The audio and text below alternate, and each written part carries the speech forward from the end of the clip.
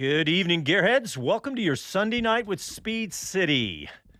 This is John Massengale, and I am in the studio in Austin, Texas, and I am joined over Zoom by Mr. Bob Varsha. Mr. Varsha, how are you, buddy? I'm doing great, John. Thanks. I caught up on my sleep after my big day at my local track in Road Atlanta yesterday, and I'm ready to go. All right. Well, I tell you what, I have not been more excited to do a show because this Ford announcement is just fantastic. I know it leaked out in the press early, and we kind of all saw this Yeah. coming for a few weeks now, but this is such fantastic news. And that's the big topic of of today's show is Ford returning to Formula One. And we've got lots of guests, lots of things to talk about because we have the Ford Performance Motorsports Global Director Mark Rushbrook that Chris Medlin did an interview with Mr. Rushbrook, and Chris Medlin also did an interview with Red Bull boss Christian Horner. So we have both of those interviews on the Ford topic. We're going to talk all about the Ford history. And Bob, you got to sit down with Pietro Fittipaldi on talking about his continuing with Haas F1. That was pretty fun. It looked like to me. Oh, yeah. It was awesome. I mean, he's a really well-spoken guy. Um, and as I'll say in the interview, I am astonished that a guy with his breadth and depth of experience and proven ability is not a regular somewhere else. I mean, he's raced stock cars, open wheelers, IndyCar, Formula One, all of these different series, and yet he's out there at age 26 kind of picking up gig work. Fortunately, he's got a deal with Haas, as you mentioned, to be the test and reserve driver. I asked him exactly what all that is entailed. So yeah, I mean, here's a kid that I'd really like to see more of racing in the years to come. Yeah, I know. He's one of my favorites, Bob. He's Hmm. such a nice guy too in person. Run into him a bunch out at Coda, because his obligations for Haas are not quite as heavy duty, so he's got more time to hang out with Right. goofy, journalists like us. But he's fun and he's a great guy. So Yeah. we've And got let's that. not forget his sports car experience running the European Le Mans series. He's been to the 24 hours, raced there Yeah, with distinction. So, I mean, the guy just drips talent. I know it's amazing. We're also going to talk a little IndyCar. I know NASCAR's going on right now. We're up against the NASCAR clash, but we're going to talk some IndyCar because they did some testing. Got a clip or two Right. from IndyCar that we're going to play. But let's. Oh, and we got Jonathan Green. We did a clip with him just a minute ago down in New Zealand for the Castrol Toyota Formula Regional Oceania Championship. We got some Americans Well doing done. great down there. Yeah, they are. And yeah, that series is growing in importance and people are paying attention to it. And we, we're giving them the boost that they deserve in this country because some really good guys have come out of that series, and everybody knows the Kiwis and the Aussies love their motor racing. Yeah, and man, they hold that series up high. Well, Bob, let's jump into Hmm. the Ford returning to Formula One, and I got the right guy because the returning is the key here because Ford has a rich history in Formula One. But let's talk about the details here. So Ford has decided to team up with Red Bull on the powertrain side, and Hmm. and which we know has stemmed from the Honda power unit side. But the way I read all of this, and we'll hear from the gentleman, Mark Rushbrook from Ford, but the idea is that Ford is going to be running the essentially half of the power unit side or engineering or bringing their resources to that. And they've said it that they want to be on the electric side of this, and Sure. with their commitment to moving to electric and hybrid and sustainability and all that.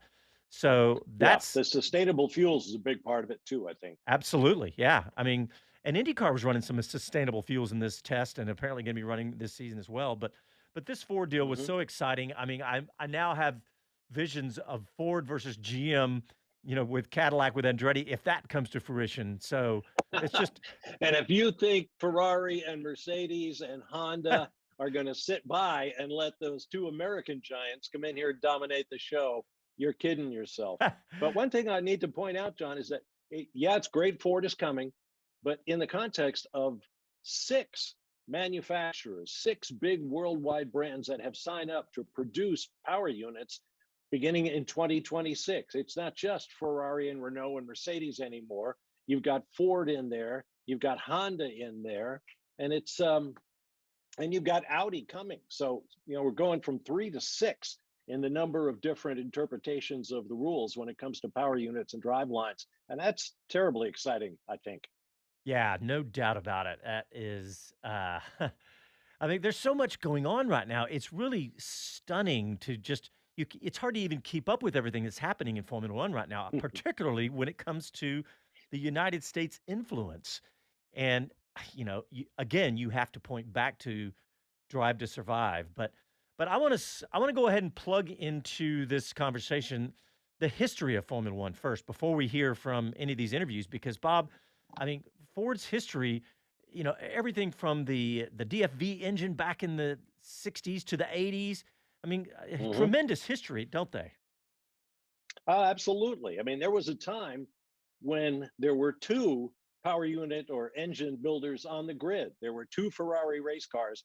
Everybody else on the grid was using that golden Ford Cosworth DFE. I mean, the engine was magic. It debuted in 1967, as I recall, and it was a momentous occasion. It was a Dutch Grand Prix, the same race at which Dan Gurney's All-American Racers debuted their Eagle Westlake V12 engine.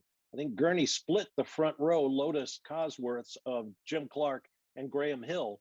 Clark went on and won the race, but later on that year at Spa-Francorchamps, as we all know, the Gurney Westlake came through and won the race, the first time for an American driver in an American car that he built as a company. But that ignores the fact that Ford was the giant in the room for the longest time. 155 Grand Prix victories. It was a spectacular piece of engineering. Congratulations to Keith Duckworth and Mike Costin from Cosworth, who put that thing together. And then, of course, Ford was involved with Jackie Stewart's Paul Stewart Racing Formula One team. In fact, Jackie used Ford to finance it, then turned around and sold it to Ford for hundreds of millions of dollars, which I think is one of the great sales pitches of all time. And then it became Jaguar, which Ford basically owned outright at the time. That came to naught and eventually became Red Bull. And so having Ford back with Red Bull again is kind of bringing the story full circle. Yeah, and Bob, this went on for such, you said 1967, but I'm just looking at some of the stats all the way into 1980. In 81, they won 8 of the 15 wins for Ford-powered cars with either Williams, Brabham, McLaren. Right. I mean, crazy. And then half of the 16 races were won by Ford engines in 82. So, I mean, I guess it says 85 was the last season for that engine that was so dominant. But really, the double 4-valve DFE, and it jumped the pond and became the IndyCar engine to have for many years as well. And it was turbocharged and just went on and on and on. It's an amazing piece of automotive history. I mean, I think some people say, and you could easily make this argument, it's one of, if not the greatest racing engine of all time. Oh, I would say so. I would call it number 1. Yeah. All right. Well, I want to play this interview that Chris did for us with Christian Horner first, because he caught up with him in New York earlier in the week. I think it was actually before it was officially announced. But yeah, this is Chris Medland with Red Bull boss Christian Horner.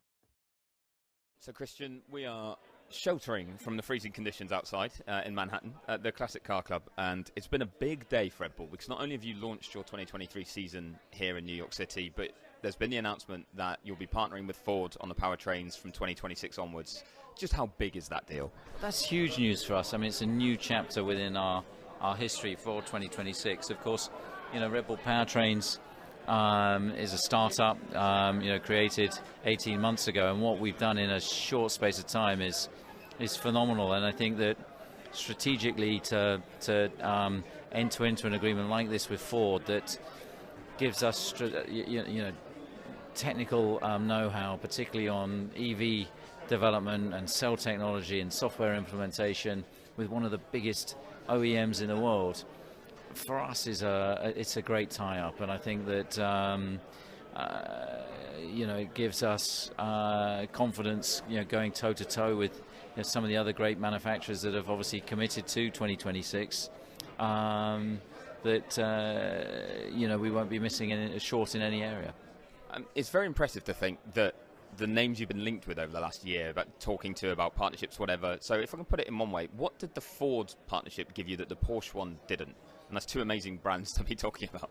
I mean, they're two amazing brands. I think, we had some positive discussion with Porsche. In the end, it didn't come to a conclusion. But I think what we saw in our discussions from a very early stage with Ford was that there was a genuine desire to do something in a manner that fitted with our own outlook, in terms of there was no interest in equity or the direction of steering the technical side of the business. So it was a very straightforward deal. There was a desire from Bill, Ford and Farley. I think technically, commercially, it just felt right. And Ford's such a strong brand, such a powerful brand, particularly in the US market, which again is such a key growth market for Formula One. It just felt like, do you know what, the stars align with this. And I think in life, the deals that sometimes the ones that are the best deals, the ones that are the easiest deals, are the most natural, and this had all those hallmarks. And what does this deal then bring to Red Bull Powertrains? Because you're building your whole department there. Is this kind of plugging a gap that you saw that you might have? I think so. I mean, it very much focuses on 2026. And so for us, it opens the suite of R&D labs that they have, particularly on the EV side, on cell technology, on software deployment, and so on, and even on combustion. There's probably something that we can learn, and I think that that's tremendously exciting for the whole business. And I think that for us, it just puts us in a stronger position over the next 3 years as we gear up for seeing the first Red Bull Ford engine fire into life and down the pit lane at the beginning of 2026. I mean, it's an amazing full circle story, though, because obviously Ford sold the team to what's become Red Bull. How proud are you of what Red Bull has then become, to be in this position now where you're partnering with such massive brands and having so many others knocking on the door wanting to partner with you? Well, we've got, the company has come such a long way. The team has, when it acquired, the business from Ford, Ford had the belief and the trust in, they had other offers on the table that they could have gone for. They believed that Red Bull was the right company to take it on, and we did that, and we developed it, and we've done what we've done over the last 18 years, and we've attracted some great brands that we're now working with, likes of Oracle and ExxonMobil and Tag Heuer, and so many of the 42 partners that we have on the car. So this now is effectively completing the circle, where it's a very different relationship with Ford to what it was previously.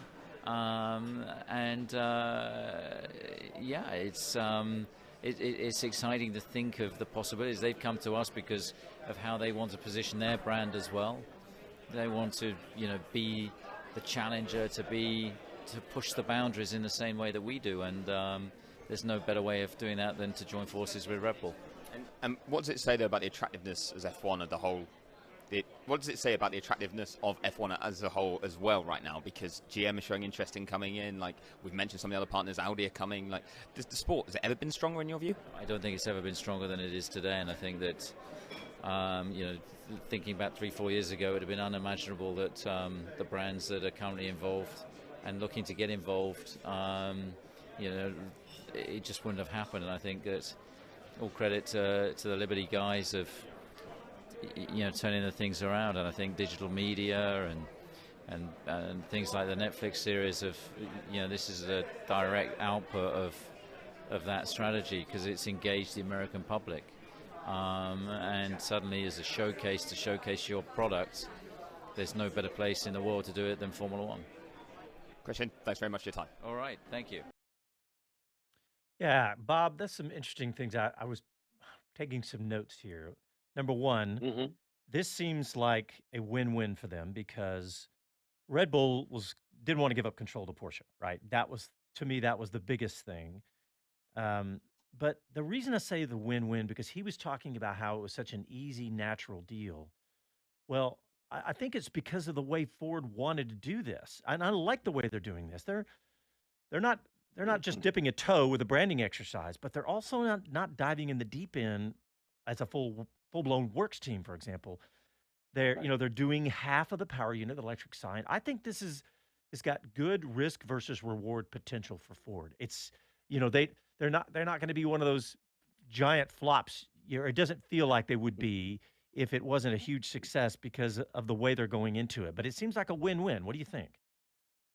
I agree. I'm gonna, keep my powder dry until I see how this works when the time comes. I had questions about Red Bull, which of course acquired the intellectual property of the Honda power units that they used for so many years.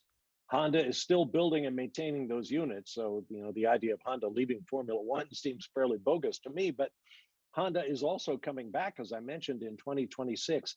Where does Ford you know, blend with what's already been accomplished with Red Bull powertrains by Honda? Now, Red Bull may have all of the rights to it, and Honda has nothing to say about it.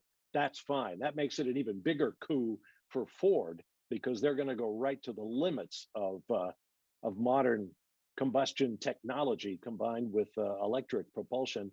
It's all great, and the historical nuances that we've been talking about, I think, make it an even better story because Ford has been a part of Formula One for so long and has so many close ties to Red Bull. Um, I'd love to hear how this negotiation went down after the Red Bull Porsche deal fell apart. Everybody was older and wiser, and I'm sure Ford found out right away what Red Bull wanted to give them in terms of responsibilities and privileges. Yeah, I think it works in lots of different ways, and I wish them all the best. And I think it's really exciting, particularly for those American fans that Christian mentioned here in the United States. Yeah, he talked about the 42 sponsors they have. Well, Hmm. they have almost half of those are now American. They have been doing a Yep, fantastic, Oracle number one. That is a huge, if not one of the biggest deals in Formula One. That Oracle deal, it's like a sure. half $1 billion over. I can't remember how many years, but that's a Yeah, huge deal, and they have really gone after the American sponsors. So I yeah. think Well, yeah, Red Bull it's a marketing company. That's what they do. They yep. don't build street cars. They market that caffeine laced energy drink all over the world. They're spectacularly successful at it. So, what sponsor wouldn't want to be involved? We already know Formula One is the greatest marketing platform on an annual basis in the world. Only the World Cup and the Olympics beat it, and they're quadrennial events. So, if you want to get your name out around the world, Formula One is the way to do it. And I think this is, as you say, a coup for Ford and for Red Bull mutually. Yeah. All right. Well, let's go straight into this interview that Chris Medlin did for us because he caught up with basically the head of Ford Motorsports. It's Performance Motorsports Global Director Mark Rushbrook. So, I'm here with the Global Director for Ford Performance Motorsports, Mark Rushbrook, and it's huge news, Mark, that Ford is coming back to Formula One.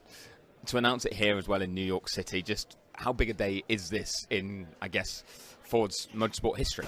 Well, it's an incredible big day for the company, for all of our employees. Motorsports is part of the fabric of the company. Back to 1901 sweepstakes, Henry Ford winning a race and forming the company in 1903. And so motorsports is part of who we are as a company. And we race in so many different series, and they're important for many different reasons. But to have the commitment from the company, from our senior leadership, to come back to Formula One in the way that we are with a great strategic technical partner like Red Bull, it's the right time to be coming back to the sport. It's the right way to be come back, and it's great to finally announce it. And now we've got a lot of work to do to develop that power unit and go racing in 3 years. Well, just to follow up on that, as you mentioned, the right time and the right partner. So why now? Why is now the right time to be coming back to Formula One, and why Red Bull? Yeah, so we've watched how the sport has been developing. We watch all the different series. And 2 years ago, when we started hearing from Formula One and the FIA about some of the changes they were making to the future, it started to pique our interest and we wanted to understand more. So some of those things were the commitment to a sustainable fuel for 2026, for the series to be carbon net zero for 2030.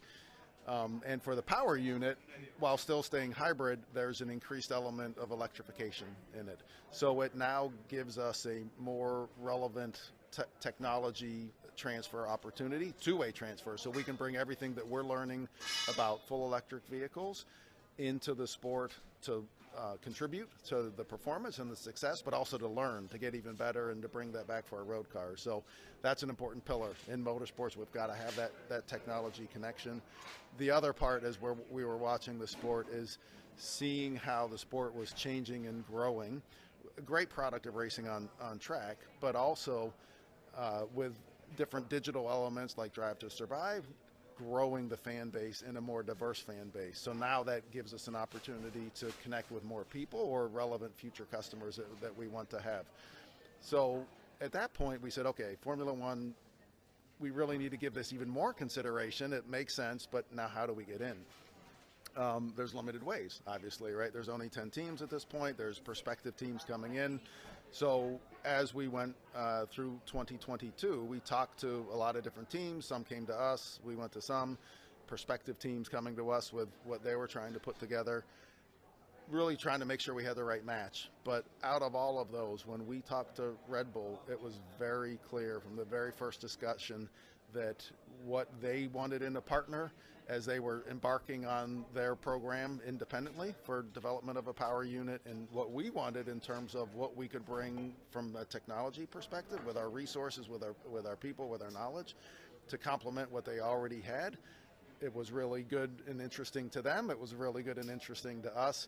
And I think the cultures of the two companies are very similar in terms of how we treat people, respect people, but also wanting a winning culture. That very first discussion accelerated very quickly to additional discussions and very serious consideration that it was the right match, and here we are today.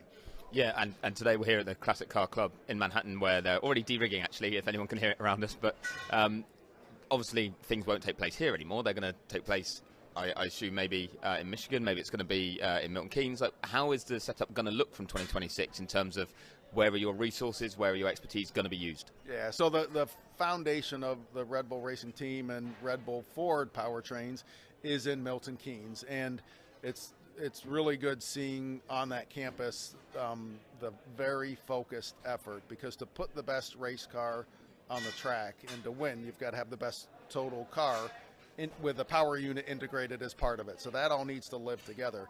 And what they already had in plans in terms of the new building for the powertrains team with a dyno and all the test infrastructure there, that's the right place to keep everything, or the focal point physically. Certainly we have significant global resources that can contribute to that. So where it makes sense to do work or testing in other parts of the world using our resources, we will use those. And the people focus will also be in Milton Keynes, but supported with our global team that we already have. We've got people in the United States, in Europe, in Australia, supporting all of our racing programs. That will continue, and ultimately have some people on site at Milton Keynes as well as part of the power unit development. And we've talked about the electrification side of things and the hybridization, but what about the sustainable fuel that Formula One's going to as well? Was that something that was attractive, or didn't that quite align? No, absolutely. That's very aligned, because yes, the electrification is important for us as a company for our future, and we've got a lot of resources focused on developing those full electric vehicles for our customers. But also we know we're going to be building and selling combustion engine vehicles for some time, more in different parts of the world than others. But that's an important part, as you see in icons like Mustang, but we want to do it in a responsible, sustainable way. So sustainability is important to us. We've already experimented and worked with sustainable fuels in racing. In November, we used a low-carbon fuel from Shell to power a Ranger Raptor, which finished successfully at the Baja 1000 in November. And this is just taking that to another level to have a sustainable fuel in Formula One. So yeah, that was absolutely an important element. And you did talk, though, a little bit about the different partners that you spoke to, or some came to you and you said prospective partners. Is it fair to say then that Andretti were coming to see if there was a partnership there? What I will say is there were a lot of prospective partners that came to us. Yeah. But it must be an exciting time to be getting in because of that interest. It's huge across America right now, from not just fans or people watching or sponsors, from actual partners wanting to be involved. Yeah, there's the sport is really good, and people want to be part of something that is as successful. So it's a great time, and it'll be interesting to see the process that the sport goes through as to whether an 11th team and or a 12th team come in or not. We're here to race and be part of it, and we love racing against other manufacturers. So very interested to see so much interest from all the other manufacturers.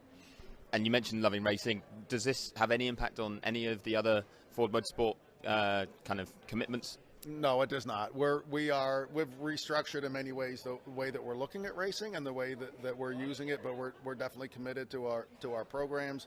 Our 4 pillars really are racing Mustang, which we race globally and all different levels, professional down to customer race cars. We're committed to off-road, and that includes M Sport and WRC with the Puma hybrid and the full pyramid of cars underneath it. Bronco racing in North America with King of the Hammers and Baja, Ranger racing at Baja, as I said, and more coming globally for that. The third pillar is our full electric demonstrators, as you've seen with Mach-E 1400, Cobra Jet 1400, Supervan 4, 2,000 horsepower, more of those coming. So those are all very strategic and fit together, and Formula One, as that developed as the 4th pillar, is very much an overlay to all of that, because it's not specifically targeted at a nameplate like a Mustang or a Bronco or a Ranger. It is targeted at the brand, and it is targeted at electrification. So it's a great addition for us, and no reason to change any of the other great programs we already have. I think people will be really pleased to hear that, and it's great to see that investment taking place. And just finally, when does that investment start actually happening? So I guess, it's long-term planning, but yeah, is it go time already? It's go time. Let's go. Awesome. Thank you very much. Yep. Thank you. Yeah, it's go time. That would be so exciting to be involved in that project, something like this from the ground up. And you can hear that he sounds like he's the right guy too, because he's saying all the right things, but he's also got that enthusiasm you heard at the end. Yeah, and it's good to hear that Ford remains committed to all of its other programs, NASCAR, what have you, while it invests in what is bound to be a fairly complex, wide-ranging, and expensive Formula One program. All right, well, let's go to a quick break, and when we come back, we're going to have that interview that Bob did with Pietro Fittipaldi, Haas F1 reserve driver. You're listening to Sunday Night with Speed City. Back after this.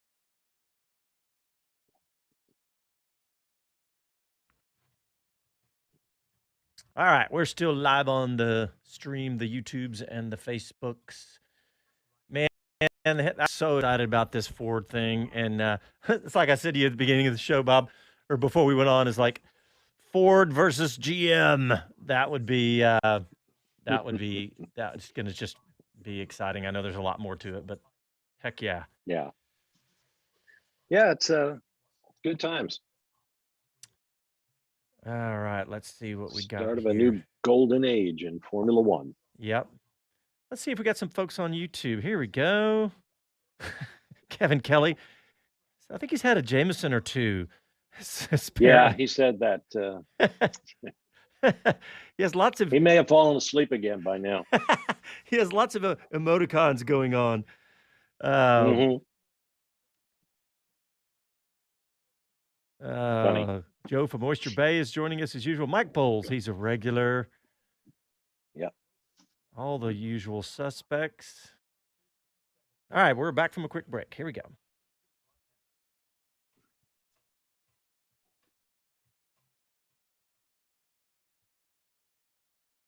Hello to everyone, this is Gunther Steiner, this is Speed City. Welcome back to the fastest hour in radio, Speed City. All right, well, we are going to go straight into this interview that Mr. Varsha did for us with Pietro Fittipaldi, reserve driver for Haas F1. Let's hear that. Well, the racing season is fully underway now with the Rolex 24 at Daytona last weekend, IndyCar getting into preseason testing, Formula One liveries being revealed starting yesterday. Well, actually on the 31st with the Haas MoneyGram livery reveal. Of course, these are not the race cars we'll see testing in Bahrain and race throughout the Formula One season, but that's a whole different story. And who better to talk about it with than a guy who has had a taste of all of those series and a whole lot more, Pietro Fittipaldi, third generation racer. Pietro, thanks for taking the time to join me. Thank you for the invite, Bob. I really appreciate it. Happy to be here. It's always a pleasure to speak to you guys. So where are you calling in from, may I ask?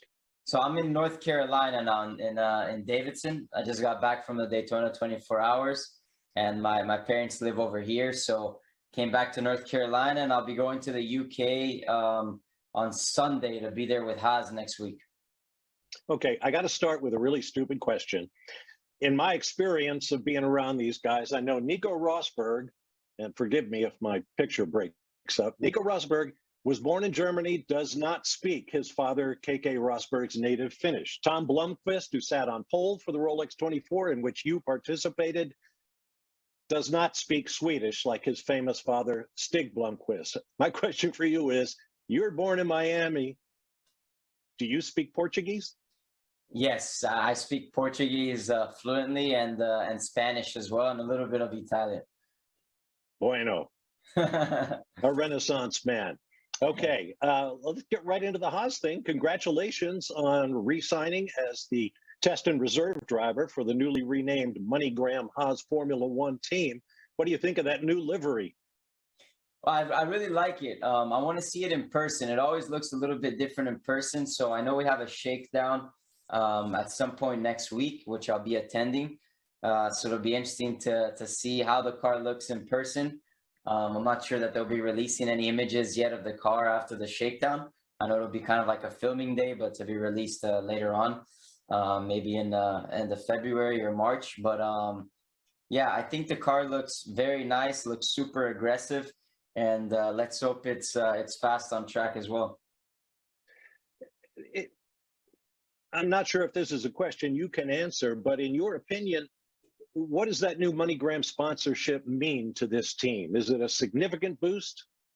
Oh, definitely, yes. So I know, we were always struggling to get to that budget cap, even when they lowered the, when they put a budget cap into the Formula One system. But we were always struggling to hit it. And now I think with this sponsorship, we are at the budget cap. So that's what I believe. So running, at maximum capacity, and still not the same as being like a manufacturer team, for example. I think obviously the manufacturers who produce their own powertrains and stuff, they definitely have more resources, but this MoneyGram title sponsorship is extremely important, and it gives a team, that funding that they need to be able to continue developing the car throughout the season and preparing for the upcoming seasons as well. For those who don't understand, in this era of so little on-track testing in Formula One, what do the duties of a test and reserve driver entail? What are you responsible for? So for sure, I need to be ready at every race weekend to make sure if something happens, I jump in the car and I'm performing at my best. That, happened in 2020 when Roman had his accident and I had to jump in for 2 F1 races. And, I'm testing the car throughout the year, helping with the development of the car, providing my inputs. Last test I did with the car was this past December. We did the postseason testing, and we're testing the 2023 tires already, and just providing my feedback for the team. That's always important, and then doing a lot of simulator work, because there's not a lot of testing days throughout the year. You might get, maybe 7 to 8 test days throughout the whole year that you have to share between your 2 race drivers and your reserve driver. It's like 8 days split between 3 guys. It's not a lot of time. So a lot of the development work is done on simulation programs with or without the drivers. I know engineers have simulation programs where they simulate setups for each individual track, but they can do it without a driver, and as well do simulation work with a driver behind the wheel. And that's a lot of what we do. And you do all of this in the context of a pretty busy schedule, racing other stuff. Are you planning to do more sports cars? And by the way, congratulations on that 6th in class at the Rolex, 12th overall in the LMP2. Nice job. Are you going to be doing more sports cars? Yeah, for sure. So I'm going to be racing full time the IMSA championship in the LMP2 class. Our next race is at Sebring, and I'll also be racing the World Endurance Championship as well in the LMP2 car.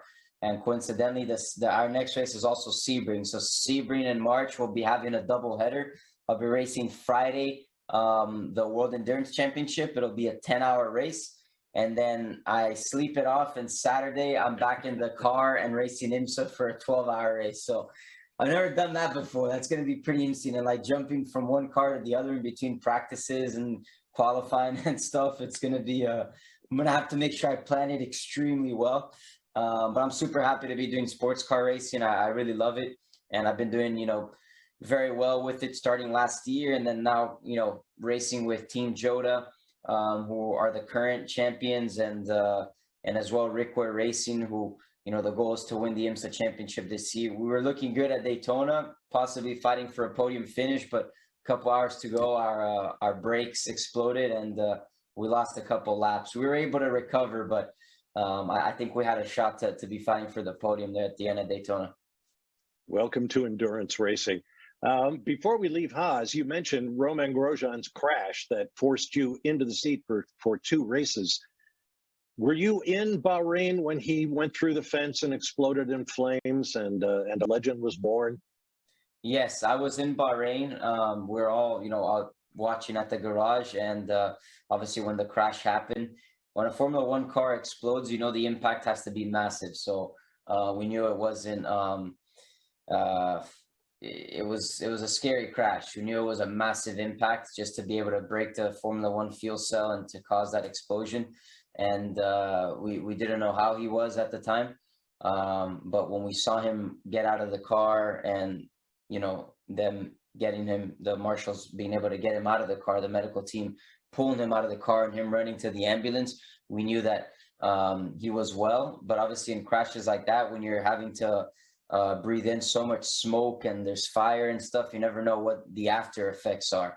And that's always really scary, because you might be able to get out of the car, everything's fine, but you were breathing smoke for the past 40 minutes, or 40 seconds, sorry, 40 minutes. And that really hurts your lungs and everything. But luckily he was fine with that. Obviously he had a burn in his hand, which was very severe. Actually, I saw him at Daytona, and Gunther came to see us as well.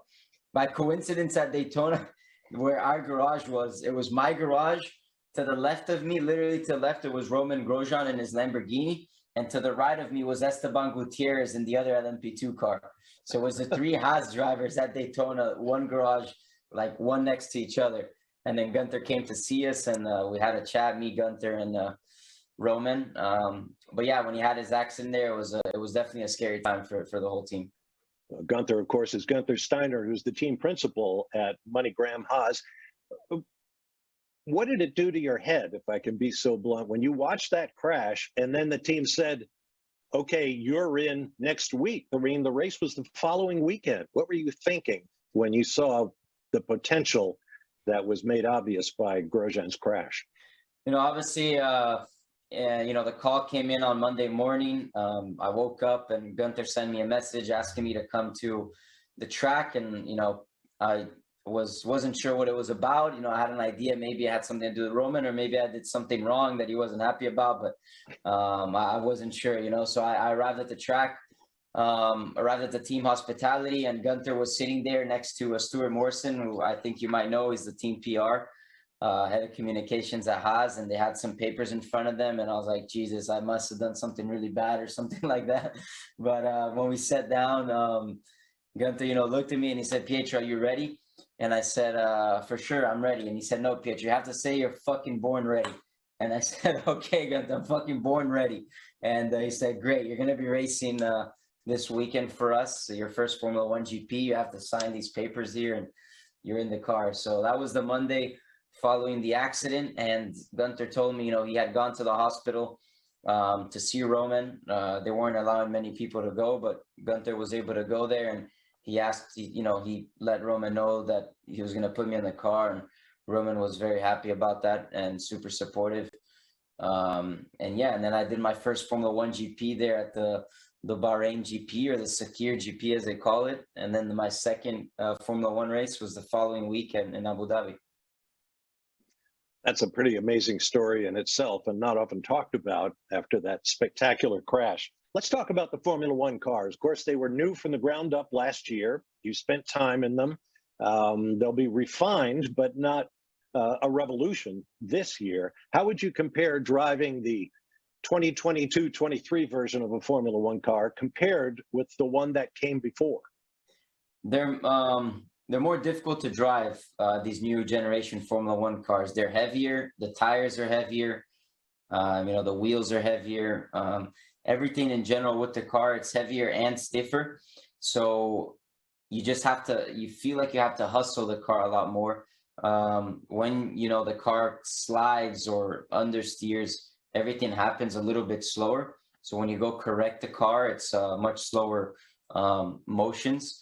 The previous generation car, it felt a lot more stuck to the ground. It felt lighter and it felt faster, to be honest. It was more enjoyable to drive. But the good thing about these new cars is the drivers are more prone to making mistakes. So in the race, you can see some, maybe unpredictable things happen, with drivers locking up, losing the rear of the car in the middle of the high-speed corner. So the drivers are more prone to making mistakes. And as well, you're able to follow closer with these cars.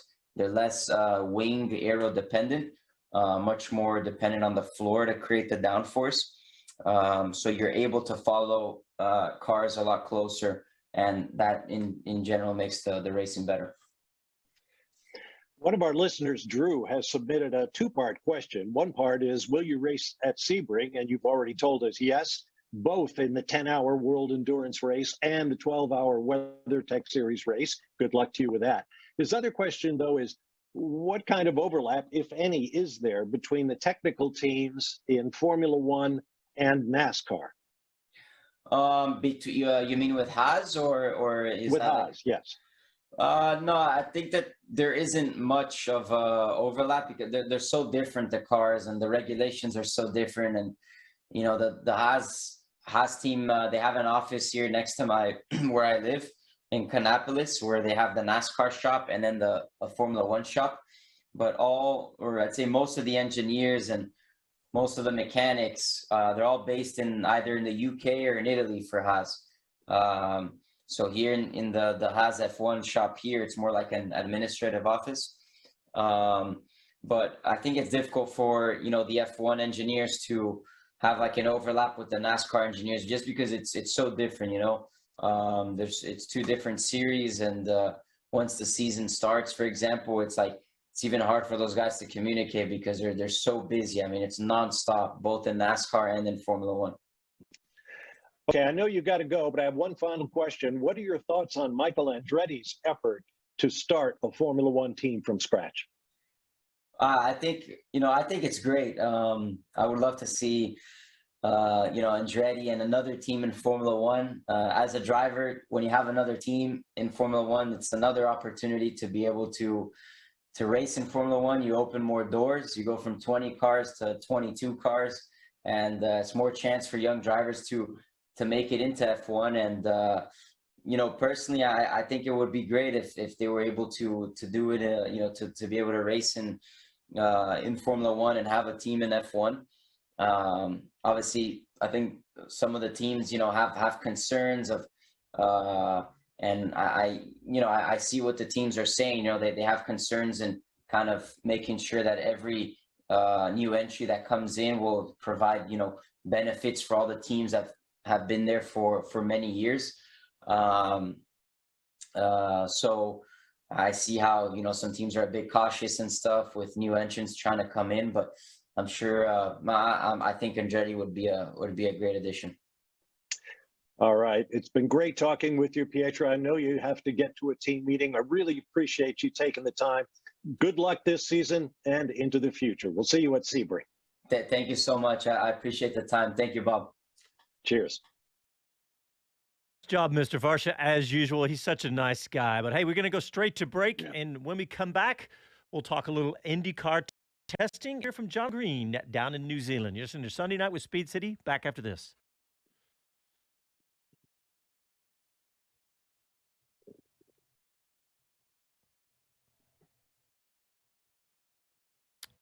All right, we're still live on YouTube, Facebook, etc. The boys, Joe and Kevin Kelly, are having their own little conversation about the attributes of Jameson, and yeah, we're going to talk a little IndyCar testing because it was interesting to see, and I got a little clip from Kyle Kirkwood. You know, motorsport commentators are not supposed to have favorites, but man, I sure like Kyle Kirkwood. I like him ever since he actually hung out with us in the booth at one of our Formula One broadcasts, did some play-by-play with us. He's a really nice guy, and he's been so fast, so crazy fast his whole career that last year was such an anomaly for him. You know, and every year in his career, it seems like he would win the championship and then move to the next level, F4, F3, he went to Indy. Where was it? Indy Lights. I mean, he was just rocketing, and that's the idea. Yeah. All right, coming back.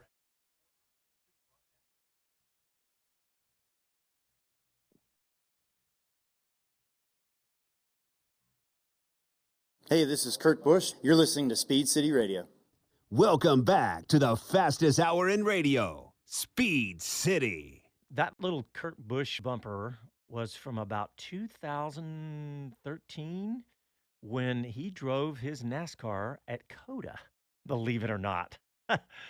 That was pretty cool. That was back when the Australian V8 supercars were at COTA, and he brought his NASCAR out there, and he and James Courtney swapped cars and drove around Circuit of the Americas. But hey, let's talk some IndyCar, Bob, because they did testing, and it looks like Marcus Ericsson was fastest overall in the combined results. You know, they did day-to-day, but Marcus Ericsson, Christian Lundgaard in second fastest, and then Kyle Kirkwood was fastest, and I've got a clip from Kyle that we'll play.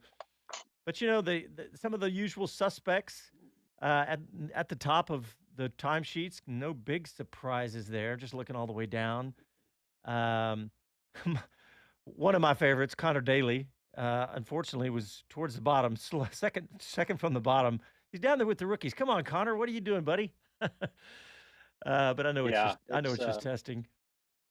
Before we leave Kurt Busch, I sure hope he's able to get back on the race car if that's what he decides to do. You know, he had a heavy accident, took a knock on the head, and basically didn't finish the 2022 season. And I'm not sure where his health stands right now, but we wish him all the best. As far as the IndyCar thing goes, I think we saw a lot of teams have a lot of work to do. It's great for Kyle Kirkwood and Lundgaard and all the folks that went quickly, but there were a lot of stars, really significant drivers, who were not as quick as I expected them to be. I expected a little more from Scott Dixon, for example. Yeah, down in 10th. Yeah. So the Ganassi team obviously has some work to do. All right, let's play this clip from Kyle Kirkwood. I got this one real quick, and then we'll hear from Jonathan. But let's hear from Kyle Kirkwood first. You know, I mean, and I was excited last year. My entire goal last year was to take a car that everyone knows is usually mid-pack or towards the back, right, and put it up front. That was always a goal of mine, and that was exciting for me. But it's also exciting to be in a fast car and be fast in a fast car. So there's benefits to both. I'm just as excited as I was last year, to be honest. But I'm definitely leaving this place in a happier spot than most of last year. All right, well, it's going to be fun to watch the IndyCar this year, but let's hear from Jonathan Green down in New Zealand. Jonathan Green down in New Zealand, my friend. How are you, buddy? Doing good. We are 4 weeks, 1 month into the season, and it's been fast and furious, quite literally. Well, give us an update. Who's leading and what do we got left? Well, we have one more round to go this weekend in a place called Taupo, which is an old volcano, which is now a lake. So it's inverted, and the lake is some 300 or 400 feet deep, but a great trout lake and a great destination. And we are going to the Taupo circuit. We have 3 races left in the championship. And there's an almighty battle going on out of this weekend, which was the Grand Prix weekend. We had 3 races. And now there is just 10 points between the 2 leaders, Charlie Wirtz of Austria, the son of Alexander Wirtz, and young Kiwi Callum Hedge, who is 10 points behind. And then comes the young American, still in contention, but a few more points behind, Jacob Abel from Louisville, Kentucky, who is a Indy Lights driver. Oh, awesome. That's fantastic. We have an American up so high in 3rd position. What about the other Americans?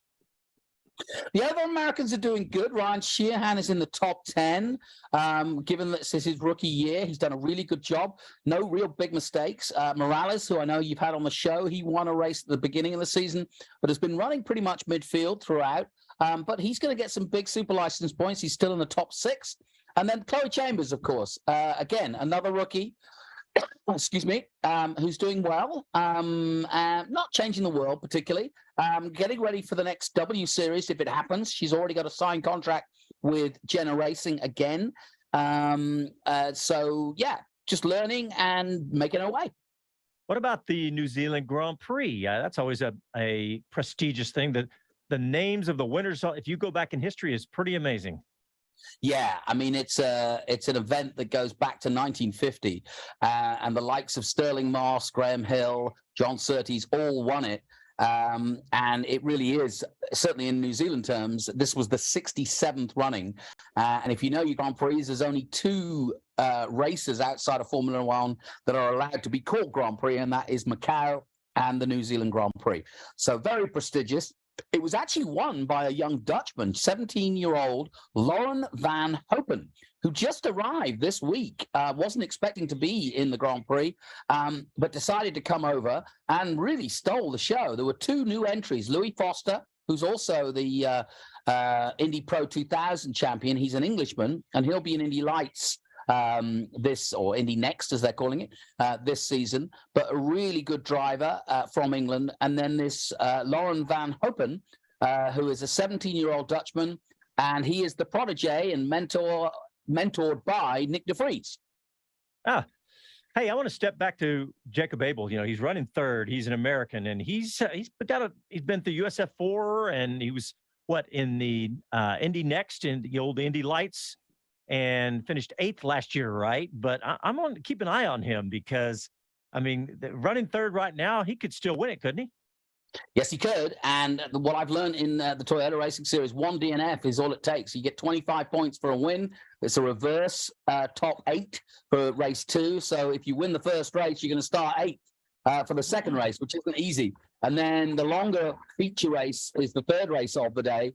So, you know, there's still another good 75 points up for grabs. So, yeah, long way to go, even though it's just one weekend. So I've seen it come down to a couple of points here and there. So it's always getting intense. And now they've been racing and practicing for 4 weeks in a row. So there's a bit of mental fatigue as well coming in, as well as physical fatigue of that much racing. Over 3,500 kilometers of racing. So you can see why Jacob Abel, when he arrives at St. Pete, will have a huge advantage over the competition who've been sat in the freezing weather in Indianapolis all winter. Hey, let's move on. Jonathan, while you were gone halfway around the world, there was a little bit of an announcement in here in the States with Formula One. I'm sure you haven't heard anything about Ford, have you? No, and this little company with a blue logo, I think they've been in Formula One before. I think they've won 155 Grand Prix with their engines over 16 years of competition in the 80s. Yes, I think the Blue Oval is a welcome return to Formula One. Last with Jaguar, which ironically was or became Red Bull. So there's a sort of coming home to roost. Yeah. Hey, you said you caught up with a Ford guy there in New Zealand, I guess. Yeah, managing director of Ford New Zealand, Simon Rutherford, came to the race. An interesting guy to come because we were also doing the Formula Ford Championship. I was doing commentary on that. And of course, Liam Lawson, Scott Dixon, Brendan Hartley have all been Formula Ford champions. And just as Formula Ford's popular in America and in the UK, it's just as popular down there. So they are obviously sponsors of that championship. But they were talking, and he was talking quite interestingly, about the Red Bull decision, but also how, of course, AlphaTauri is part of that decision. So Ford engines will be in 4 cars come 2026. Yeah, Jonathan, we are super excited in that. Well, look, I know we don't have much time for you. I really appreciate it. I know that this has been a whirlwind for you, and when will you be coming home, my friend? I am coming home a week after the championship's over on the 21st and going literally hop, skipping, and a jump, change your clothes, and off to Sebring for the first round of Trans Am. Awesome. All right, Greeny, we'll talk to you soon, buddy. Thanks for guys. Have a good show. All right, guys, we're out of time. We've got to go. Thanks, everyone, for tuning in. Thanks, Mr. Varsha, and we'll talk to everybody next Sunday night.